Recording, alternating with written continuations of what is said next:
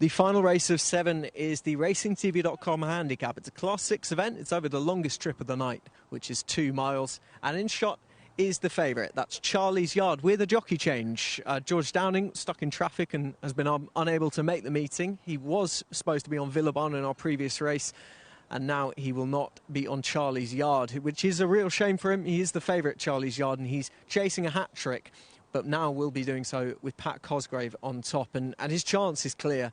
He's a course and distance winner here in May. He made his stable debut, having started out for Emmett Mullins, mixing flat and hurdling, and he landed a real gamble in the process as well. He was as big as 33-1 overnight before going off 3-1 and getting the job done nicely. Then following up when switched to the turf at Bath, having been fancied to make light work of an extra £5, which proved to be the case as well. And we probably haven't seen exactly all he can do, which is hence why he is at the top of the market. Another £5 penalty to deal with. It won't be easy, but you would imagine that he is well up to it based on what we've seen. He's a versatile as well. He can be hassled for the lead and still have enough grit and determination to get the job done. That's number 6, Charlie's Yard.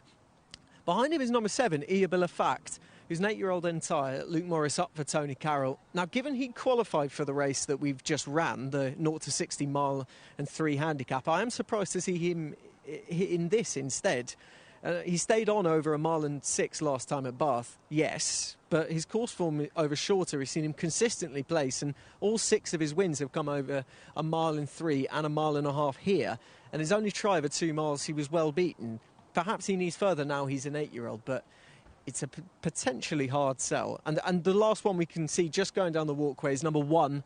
That is All Yours, James Doyle up for Sean Curran.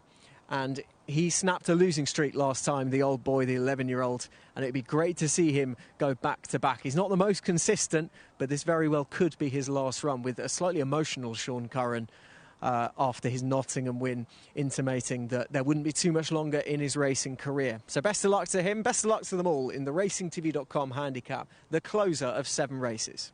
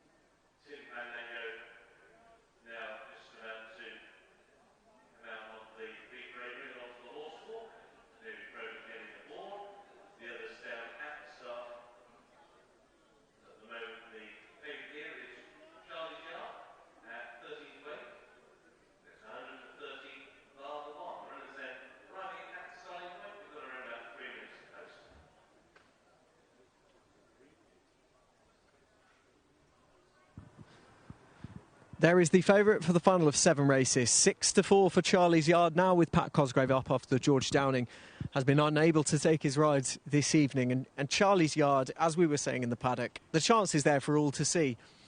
He likely isn't done improving. The market certainly thinks so. And he's now 13-8. He's not uneasy, but he is a short price favourite here. From his nearest market rival, All Yours, we touched on him, the old boy. We didn't touch on Guignami, who is open to improvement, it has to be said. Guignami, Rob Hornby up for this on this 4-year-old gelding for Andrew Balding. 0 from 8 so far, but his last run at Nottingham saw him to better effect, for all that he very much needed pushing and shoving and rousting along from about a half a mile out into the straight. But he did keep on, so you can see why exactly that if Rob Hornby is very much going to be alert to the fact that he might just need to keep him interested and keep him up to his work. And he's well found in the market. I just feel like he's probably going to find 1 or 2 too good. Again, he is 0 from 8 coming into this. It's not to say he can't improve. It's a tricky race to work out. And he is 100-30 at the moment, 3rd in.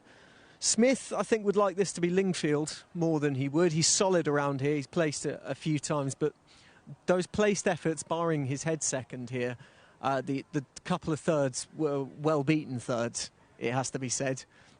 And at Lingfield, he is just a different animal. So he has an each-way chance, absolutely, as he's shown a few times. But, yeah, I just wonder if he prefers Lingfield a bit better.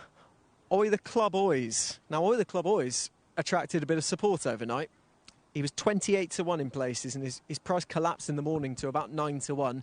As usually happens with these kinds of gambles, they either go one way or the other, and he's just eased out a bit now to about 14-1, which I don't think is an unfair reflection of his chances. A strong test of this trip might see him to best effect, which it looks on paper like there should be a bit of pace on here, but you can just never tell with these all-weather staying races. Staying races at a low grade on turf as well, but particularly on the all-weather, sometimes they are not all as they seem, and they can be a little bit muddling with not a massive amount of pace on. Now, he had some time off between December 2020 and April of this year, where he was last in a higher grade over course and distance. He should be fitter from that, and it'll be interesting to see how he gets on. Charlie's Yard then, 7-4, just drifting out a little bit. All Yours is attracting the support, 5-2. A quick turnaround for an 11-year-old.